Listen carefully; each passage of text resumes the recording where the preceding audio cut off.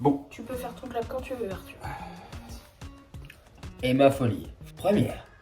Hello, hello, j'espère que vous allez bien. Aujourd'hui, je suis accompagnée de François, qui est un très bon ami à moi, qui est passionné d'astrologie. Et du coup, on s'est dit qu'on allait faire une vidéo ensemble. Exactement. Autour de mon thème Voilà. astral. On va pouvoir voir un petit peu la personnalité d'Emma, donc différents aspects de sa vie. On va commencer du coup. Yes, let's go.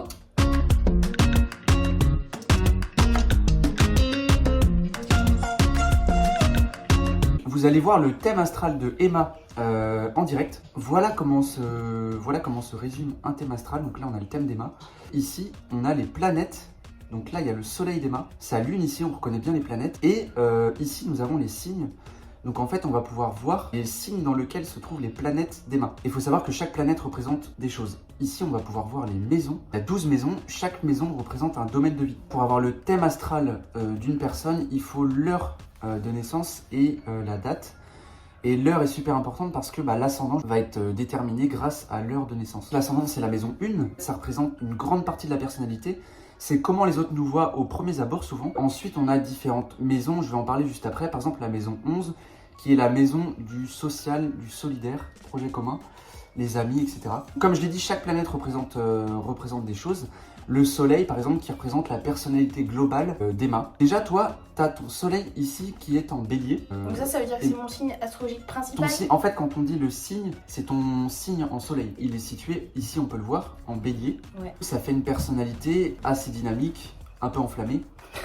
Plutôt sociable, le bélier c'est assez sociable, très à fond, dynamique, on aime bien les projets, on aime bien s'investir. Beaucoup d'énergie aussi à dépenser. Aussi, ce qu'on regarde en astrologie, c'est les influences. En fait, si vous voyez le thème, donc comme je l'ai dit ici, il y a les planètes dans les signes, les maisons, et en fait les traits qu'on voit ici, ce sont les aspects, donc je vais pas rentrer trop dans les détails, sinon ça va être trop compliqué.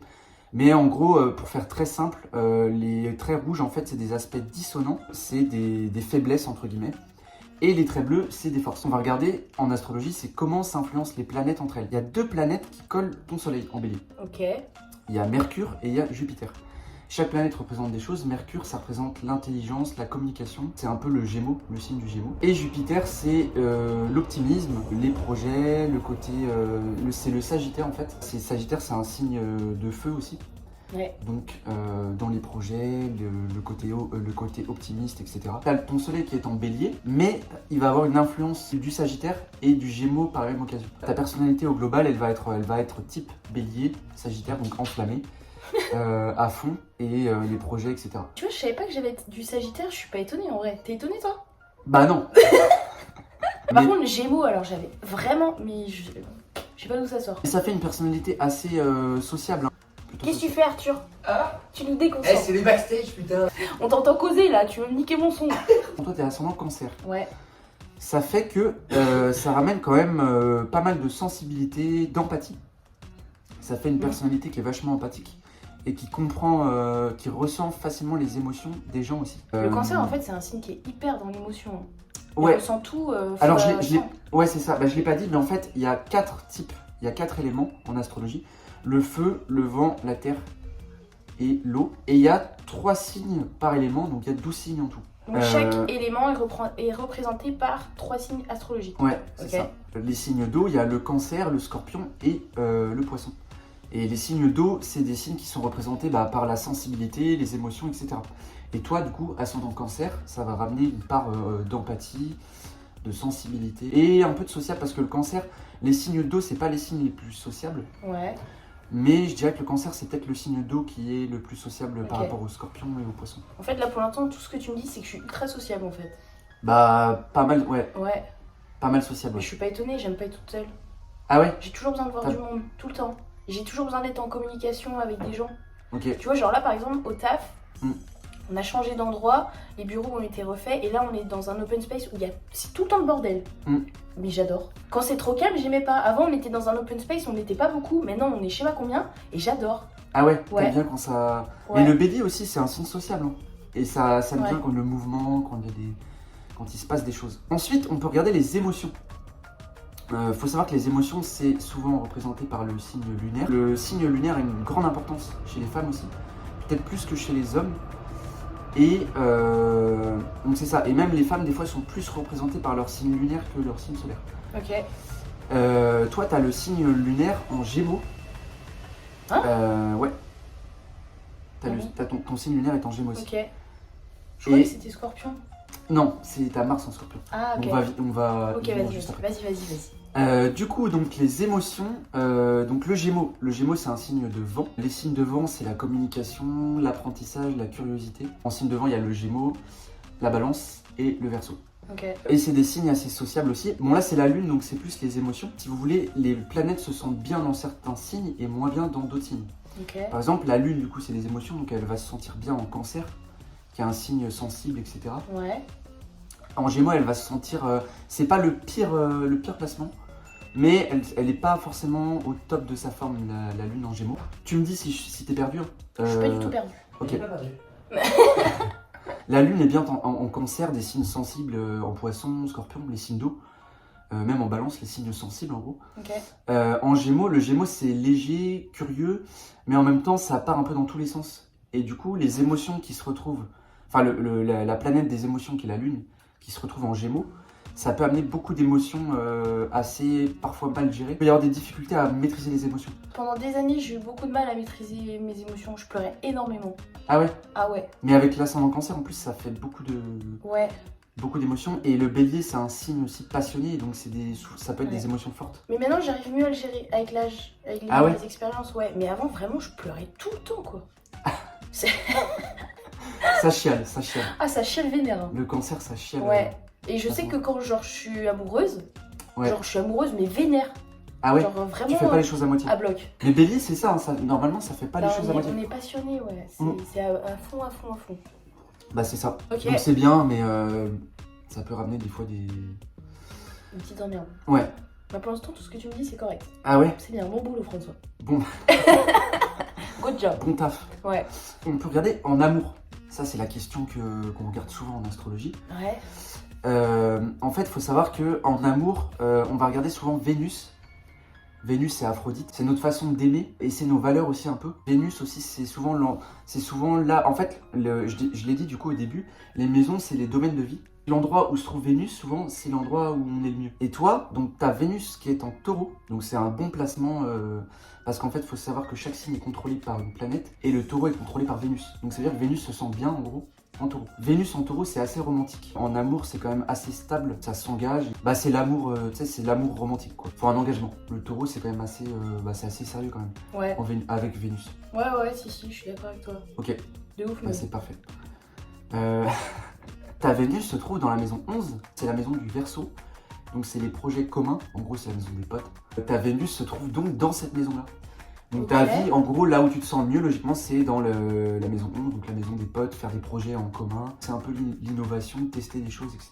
Ouais. C'est assez curieux. Et en plus, tu as la Lune qui est aussi en maison 11. En fait, là où tu vas te sentir bien et là où tu auras besoin de mouvement, etc., c'est cette maison 11 qui est la maison des poteaux.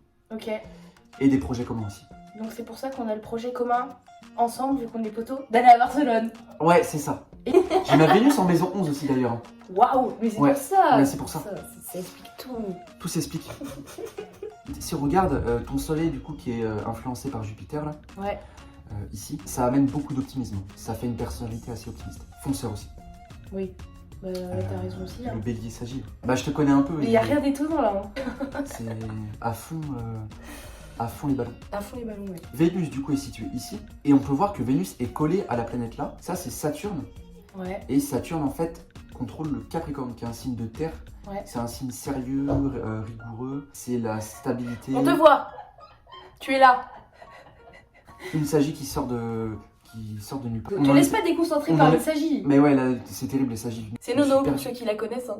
Et Du on coup. était où, du coup Mais je sais pas moi. Je disais, ta Vénus ici Ouais. est collée à Saturne. Saturne, je dis, c'est le Capricorne. C'est la stabilité, il y a besoin d'un cadre.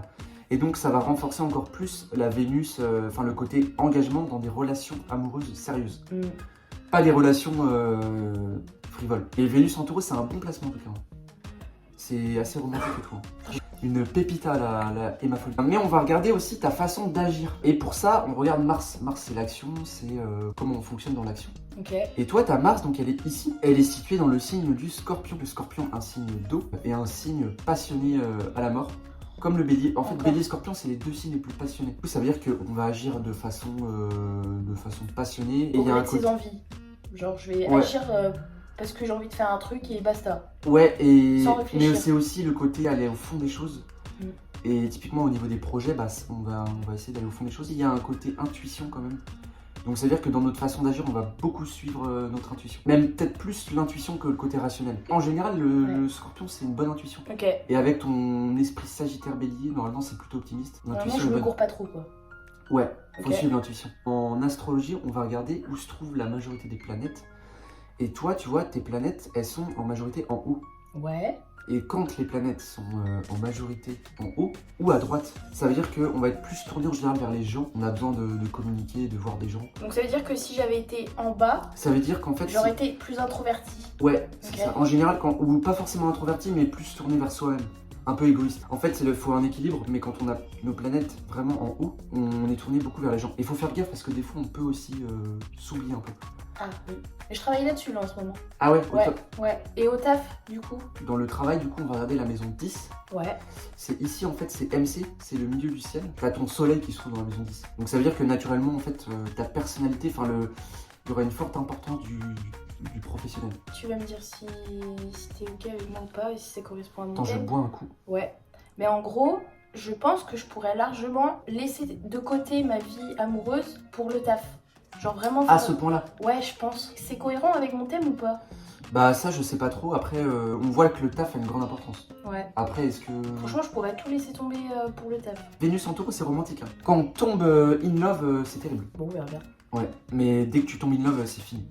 Vénus en taureau, c'est fini. Avec le cancer... Je m'emballe, quoi. Ah ouais.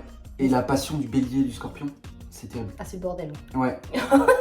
Mais c'est cool, c'est incroyable.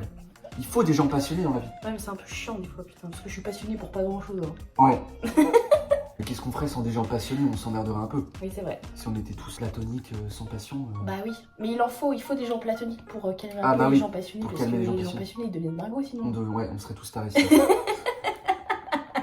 T'as quand même une grosse part Gémini aussi, hein, Gémeaux. Mais j'ai deux faces alors, ça veut dire. Non, bah ça c'est le stéréotype, c'est l'archétype du Gémeaux. Ouais, parce que moi je me considère pas du tout avoir non, double face. Hein. Mais en fait, on dit que les Gémeaux ont double face. C'est pas cool. C'est pas sympa, les Non. Gémeaux. Non, les Gémeaux c'est des amours, on les aime les Gémeaux. Nos Gémeaux, il faut des Gémeaux. De toute façon, on aime tous les signes. Ouais, tous les signes sont incroyables, mais il faut... Ayez des potes Gémeaux absolument. Mais toi tu parles de ça pour faire la fiesta. Ah non. Non, pour les projets et tout, c'est incroyable, les Gémeaux il en faut. Ok. On dit que double face c'est plus quand t'as un soleil en Gémeaux ou un ascendant Gémeaux. Toi c'est ta lune, donc c'est vraiment les émotions. Ok. Je trouve que quand tu rencontres une personne au tout début, la première rencontre, c'est l'ascendant que tu vas remarquer. Ensuite, si tu creuses un peu plus, c'est le soleil. Et si tu creuses encore plus, genre si tu vis avec une personne pendant des mois et tout, souvent c'est le signe lunaire qui va sortir. Et toi, tu vois, t'as ascendant cancer, donc ça veut dire que probablement quand on te voit au tout début, tu parais comme une fille assez, voilà, dans les émotions, empathique. Douce, tout ça. Ouais. Et après, si tu creuses, bah là tu vois la passion du bélier qui est enflammée. Ouais. Qui part dans tous les sens. Mais tu sais ce qu'a dit ma mère pour me décrire? Non. Elle dit Emma, c'est une main de fer dans un gant de velours. Oula, c'est... Attends, ça se dit ça ou pas? Ça se dit? Bah je sais pas, mais en tout Une cas... main de fer dans un gant de velours. Un gant de... Je sais pas si ça se dit, mais j'ai compris ce que tu voulais dire. Ouais, en surface t'es douce et puis Ouais. putain... Après c'est le bélier qui donne des... Fais la bagarre. La bagarre. Des grosses tartes le bélier. Et Ouais. si tu creuses du coup lune en gémeaux, ça veut dire que c'est assez curieux. Hein. Lune en gémeaux c'est très curieux quand même. Et il y a un besoin d'apprendre des choses, de découvrir des choses. Le signe c'est la curiosité. Ah bah de toute façon si j'apprends pas quelque chose je me fais chier. Ah ouais. Bah ouais. le gémeaux ça a besoin de mouvement, ça aime pas Ouais. s'emmerder. Faut toujours que j'ai un projet dans la tête. Ça peut être le gémeaux mais c'est aussi le bélier quand même. C'est un signe qui aime bien aussi faire des... Bah, d'ailleurs ta lune elle est en maison 11. Et je l'ai dit c'est la maison des potes, mais c'est aussi la maison des projets... des projets communs. Ouais. Est-ce que je dois avoir des enfants? Est-ce que j'ai un profil? Est-ce que mon thème Un profil type pour avoir des fistons. Ouais, est-ce que je serais une bonne maman? Ah je pense que tu serais une bonne maman. Ok. Ah oui, une mère en or. Oh. Ah ouais, mais après, est-ce que t'en auras, je sais, est-ce que t'auras des enfants? Mais ça, on peut pas trop Mais le non, savoir. mais ça, non. Bah non, c'est pas de la voyance non plus, ça. C'est juste par rapport Ah à non, mon je fais thème. pas les cartes, moi. Je Bah tire non. pas les cartes. faut pas déconner non plus. Après, dans la voyance, il n'y a pas que les cartes. Il y a la boule de cristal, Le il y a channeling. les pierres de lune, Il y a trop de le choses. marc de café. Je sais pas exactement comment ça fonctionne, mais en gros, le marc de café au fond de la tasse, et ben, tu vois un dessin et tout, tu peux faire de la voyance avec ça. Ah, c'est incroyable ça. Ouais. Du coup, les enfants, on regarde la maison 5 souvent, qui est la maison du lion. C'est la maison des plaisirs de la vie. Pour moi, ça veut dire que ça serait un plaisir de la vie d'avoir des enfants. Non, non, c'est pas ça.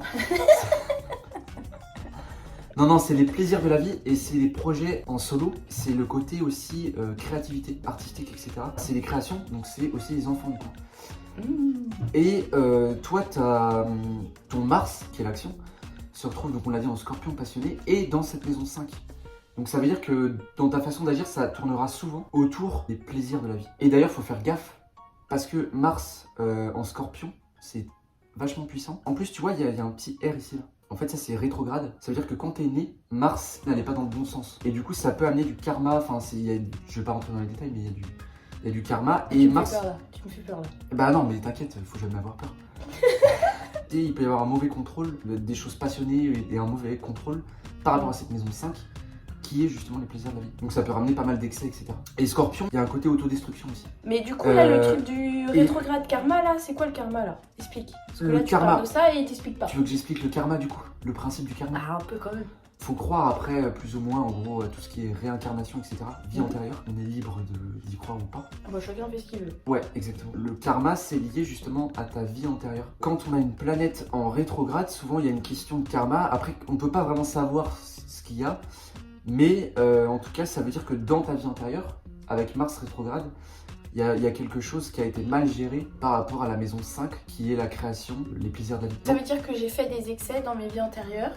Bah, en fait, ça peut être plusieurs choses. Ça peut être trop d'excès, autodestruction. Et la maison 5, c'est aussi les enfants. Il peut y avoir un problème par rapport à des enfants. Ça. Dans une vie antérieure. Ouais.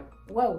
Ouais. C'est ouf qu'on puisse voir ça. Ça s'est pas forcément passé, mais ça laisse en tout cas un indice par rapport à ça. D'accord. Est-ce que tu penses que ce qui s'est passé dans mes vies antérieures, ça peut avoir une répercussion sur... Ah bah, de toute façon, notre vie actuelle, elle est liée un peu à notre vie antérieure.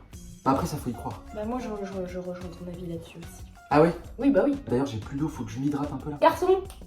Garçon, s'il vous plaît! De l'eau, garçon! Merci, messire. Toujours s'hydrater, c'est important. Effectivement. Afin de garder un corps en bonne santé. Oui. Oui, surtout avec ce que t'as bu hier soir. Notre vie actuelle est un peu liée à notre vie antérieure, souvent. Oui. T'as aussi Pluton ici, Ouais, rétrograde aussi dans la maison 5. mais c'est le bordel. Mars, ça gouverne c'est le bélier et le scorpion. Et Pluton, c'est aussi ça gouverne le scorpion. En fait, chaque planète, j'ai dit, gouverne un signe. Ouais. Le scorpion, encore une fois. Et tu vois, Pluton est aussi rétrogradé, un petit R ici. Et Pluton, c'est une planète vachement karmique. Il y a des planètes plus karmiques que d'autres. Pluton, Saturne, c'est les deux planètes qui représentent le karma. Et toi, t'as ces deux planètes-là dans la maison 5 en rétrograde. Donc je pense qu'il y a un karma par rapport à ça. J'ai fait des dingueries. Bah, en fait, J'ai fait des dingueries là dans mes vies antérieures là. bah, on peut voir aussi. On peut voir aussi les aspects, je l'ai dit, les traits bleus, souvent c'est des bons aspects, c'est tes forces un petit peu, Ok. là où tu as des facilités. Et les traits rouges, c'est une forme de faiblesse ou c'est des difficultés. En réalité, les traits rouges, en fait, si tu travailles dessus, ça peut devenir tes forces. L'astrologie, ça peut être un outil de développement personnel Ah mais aussi, clairement. Ouais. Ah mais complètement. pour se comprendre. On peut comprendre les autres, les relations aussi. Les aspects donc dissonants, donc on l'a dit, c'est les traits rouges, négatifs. Donc il y en a deux principaux, il y a l'opposition, donc comme ici, Vénus ici opposée à Mars. Et après, il y a le carré qu'on a ici, par exemple, Vénus ici, avec Neptune ici. L'opposition est plus facile à gérer, c'est moins violent. Par contre, le carré, en fait, l'opposition, si tu veux, tu peux le travailler plus de façon physique, en faisant vraiment des actions, etc. Alors que le carré, ça va plus être mental, psychologique. C'est Ok. plus difficile à travailler dessus. T'as un aspect qui est assez chiant. Vénus, on l'a dit, c'est l'amour, les sentiments, etc. Neptune, en fait, c'est au positif. C'est l'imagination, il y a une forme de chance aussi, de créativité. Au point négatif, c'est des désillusions. Et c'est les illusions. En fait, Neptune, c'est les rêves aussi. Vénus, qui est l'amour, etc. En mauvais aspect, avec Neptune, qui est les rêves, les Ouais. illusions et les désillusions, tu peux te retrouver dans des relations. Je me fais des films. Ouais, des films, être dans un rêve, en fait. En gros, Neptune, t'es dans une bulle, Ouais. t'es dans un rêve, Et en fait, il y a des choses évidentes qui vont se passer, mais tu vas pas les voir. J'ai des œillères. C'est ça. Et je C'est crois des que illusions. le truc est magnifique alors qu'en fait il est pourri. Ouais. Et en fait, du coup, pour travailler cet aspect-là, typiquement, bah, faut être plus rationnel, etc. Toi, ça va, en vrai, tu vois, t'as Saturne ici, qui colle ta Vénus ici. Il faut que tu te serves de ce Saturne. Saturne, c'est le Capricorne, donc ça se base sur des faits, c'est rationnel. Quand t'as un beau Neptune, c'est incroyable. C'est de la chance. C'est quand tu rêves et qu'il se passe des choses, quand tu entreprends des choses un peu incompréhensibles, un peu folles, et puis ça marche quoi. Avec Neptune, il peut y avoir une vision de l'amour, l'amour incroyable, tu sais, l'âme sœur, les choses comme ça. Ouais. Il y a la volonté, tu sais, de l'âme sœur, Bah oui. la relation incroyable Ouais. qui te transporte dans Ah les bah cieux. ouais, mais normal. Ah moi je rêve que de ça moi. Bah c'est typique de Neptune. Mais il faut faire gaffe parce que du coup, toi, c'est vachement mal aspecté et tu vas te retrouver souvent dans ta life, tu vas te retrouver souvent dans des illusions. Ouais. Full illusion. Donc, faut que tu utilises le côté plus factuel. Ouais, faut que je me fie à des faits, des actes. Ouais, c'est ça. Aussi, ce qu'on peut voir dans un thème, les signes représentent des choses. Et le Sagittaire, donc Jupiter, représente beaucoup la chance, l'opportunisme, la bonne fortune aussi souvent. Et toi, on peut voir ici que tu as ton Jupiter qui est collé à ton Soleil et bien respecté. Tu vois, il y a des traits bleus, je vais pas rentrer dans les détails, mais tu vois, il n'y a pas de mauvais aspect. Du coup, ça peut apporter beaucoup de chance. Okay. Et tout ça dans la maison 10, qui est la maison du côté socio-professionnel, du travail. Logiquement, tu auras de la chance dans ce domaine-là. J'ai ça aussi, moi, j'ai un fort amas en maison 10 et on est chanceux dans le travail. Waouh, trop cool. Aussi, tu as Mercure qui est la communication. Ça gouverne le Gémeaux. Le Vierge aussi, mais je trouve que ça a plus d'impact sur le Gémeaux. Et toi, donc tu vois, ta Mercure, elle est en maison 10 aussi. Donc ça veut dire qu'à ton travail, il y aura une forte importance de la communication. Okay. Tu vois, Mercure colle ici ta maison 10, qui est une maison vachement importante. D'ailleurs, c'est pour ça que c'est mis MC en grand. C'est parce que, en fait, si tu veux, il y a l'ascendant, la maison 4, la maison 7 ici, et la maison 10, le milieu du ciel. C'est les 4 maisons les plus importantes. Et ton Mercure, toi, colle la maison 10. Ça veut dire que même dans ta personnalité, il y a le côté encore plus Gémeaux qui va ressortir, le côté communication. Et au travail, la communication est super importante. On aime découvrir des choses, parler aux gens, on est curieux. On aime aussi quand ça, tu sais, relier les gens entre eux, tout ça. En tout cas, moi, tout ce que tu m'as dit, franchement, c'est pas mal. C'est réel. Ah, et aussi, j'ai pas fini. Attends, on va finir avec une chose, parce qu'on a parlé de l'amour, etc. Ouais. En amour, enfin en relation sérieuse, on regarde la maison 7 ici. En fait, t'as l'ascendant. En fait, l'ascendant, c'est soi. C'est une partie de nos personnalités, comme on se projette. Juste en face de l'ascendant, t'as la maison 7. Là, c'est plus les autres. Et la maison 7, elle représente les relations sérieuses, le contrat, le mariage. Et tu as Neptune qui est dans cette maison 7, qui fait un mauvais aspect. D'ailleurs, bah, du coup, à Vénus, je l'ai dit, et à Saturne. Et donc, ça fait que dans cette maison 7, autour du... En fait, il y aura des rêves, il peut y avoir des désillusions aussi. Tu auras des choses par rapport à ça. Je vais être déçue. Pour le mariage, du coup, on regarde la maison 7. Ici, il y a les petites planètes grises, là. Une femme aussi incroyable que toi va forcément se marier, quand même. Mais tu dis ça parce que tu passes ton temps à dire que je suis une femme à marier, toi. Ah bah oui. Donc, je disais, là, on a les planètes, et ici, on a les astéroïdes. Ici, tu vois, la petite astéroïde incroyable ici s'appelle Junon. C'est vraiment le mariage, en fait. Et toi, ta Junon, elle est collée ici à Pluton rétro. Tu sais, l'histoire de rétrograde, de karma, tout ça, lié probablement à des enfants, etc. T'as Junon qui est collée à cette planète-là. Ouais. Donc ça renforce encore plus le fait qu'il y a eu un truc dans ta vie antérieure par rapport soit à des enfants ou des excès, ou justement le mariage aussi. Parce que Junon qui se retrouve collé à cet état karmique, il peut y avoir eu des choses, des problèmes de mariage, un mariage cassé ou un... Moi je pense que dans une vie antérieure, s'il se passe quelque chose et que tu ne fais pas le travail pour rompre ce truc qui s'est passé, ça se reproduit dans toute tes vies. Et le truc c'est que là t'es en train de me dire que dans mes vies antérieures, genre le mariage, les enfants ça a foiré, mais là dans ma vie ça s'est passé là. J'aurais pu me marier et quand c'est arrivé, j'en voulais plus. Putain mec, tu te rends compte ou pas? Mais ça, c'est des schémas répétitifs en fait. Tout est lié, il y a une question d'âme aussi. Donc tu dois travailler sur ça, t'as des choses à travailler sur ça. Mais en fait je pense que tant que en fait t'as un problème aussi, bah tu sais avec le rêve et tout. Et tant que t'auras pas réglé ce problème là, et bah t'auras des schémas qui peuvent se répéter. Tout ça là opposé à la lune, et la lune en fait c'est le côté, ça représente l'enfance aussi, ça peut représenter les enfants aussi. Okay. Et donc pour moi il peut y avoir des choses par rapport à ça. Mais tu sais que ça peut être dans notre inconscient, en mode, on sait pas pourquoi mais il se passe des trucs, en fait il y a des schémas répétitifs par rapport à nos vies antérieures. Oui. Et c'est vrai que j'avoue j'avais pas pensé à ça, mais Ah, c'est chaud. C'est exactement ce que tu as eu. Bah oui, bon, let's go bosser là-dessus. Outil de développement personnel incroyable. Ouais, magnifique. Ouais. C'est bon, on a fait le tour ou pas? Bah on a fait le tour, après on peut creuser dans plein de choses, mais on va pas continuer à creuser. On a déjà assez creusé, c'est bon. Ouais, je pense que là ça y est. Ok. Voilà pour ça. Bon bah en tout cas merci François, c'était très cool. T'as répondu à beaucoup de mes questions. Ah ouais? Et tu m'as vraiment aidé à découvrir des aspects de moi que je ne savais pas. Enfin, en même temps que je savais, mais Bah, du tu coup, le tu savais, les ouais. as juste Mais ça, en fait, ça permet de mis en comprendre évidence. Ouais, pourquoi certaines choses nous arrivent. ouais. Et de toute façon, je connaissais mes faiblesses, mais là, du coup, tu me les as confirmées, c'est cool. Maintenant, Ouais. je vais bosser là-dessus. Pour moi, là, toi, c'est l'illusion, le rêve des relations. Je suis une grande romantique, quoi. Amoureuse de l'amour. Ouais. Cœur d'artichaut. Ouais, femme sensible. Bah oui. Bah en tout cas, merci beaucoup. Et puis j'espère que la vidéo vous a plu. François, ça va devenir peut-être dans l'avenir une de tes activités professionnelles ou pas? Bah, peut-être. Et je vous mettrai son contact Instagram en description. Et n'hésitez pas à m'envoyer un message si ouais. vous voulez des analyses. Ouais, il le fait avec grand plaisir. Et en tout cas, on vous embrasse très fort. Gros bisous, ciao! Bis bis.